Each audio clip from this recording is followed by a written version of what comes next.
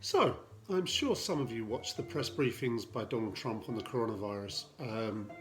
I watched it today and I was just thinking about it, and I mostly was thinking to myself, how do we wind up with such a cotwomble as president? There's not much we can do about it now, not at least until November. But I did then start to think to myself, I really wanted a Liberal there. Well, I can't do that because it's Donald Trump. But in tonight's episode of my How to Make a Cocktail series, I'm going to show you how you can make the Liberal. This was also a request by someone, so I'm quite happy to oblige, given that it turns out I wanted a Liberal. And it's got 3 ingredients. Only one of them is slightly tricky for us all, but I'll talk about that in just a moment.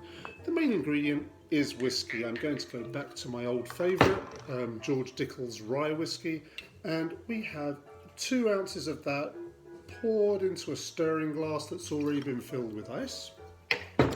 Next, I'm going to take our old favourite, another old favourite, of some sweet vermouth, and that is going to be 3/4 of an ounce of that, again poured into our mixing glass. And then the third ingredient, which is a little harder for people to get, in fact this is not even the real ingredient. Officially in the Liberal, the third ingredient is amer picon, which is a complex orange aperitif from France, which is no longer sold in America. You can only buy it in France.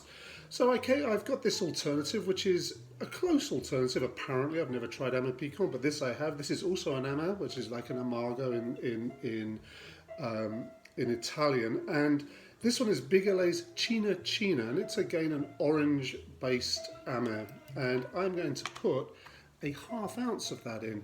If you can't find this, and I came across a couple of bottles by complete chance, you can use something like Ramazzotti Amaro, and that may well work. The final ingredient here is some of our old friend orange bitters. Lots of old friends in this drink. We'll put some orange bitters in there just like that. Get your stirring spoon and give it a twirl around, thinking about how we're all self-isolating these days and needing to be careful and needing something to do at the end of the day. This is now Sunday and I'm listening to some Miles Davis, having just seen the press conference with Donald Trump, thinking, yeah, I could do with a drink now.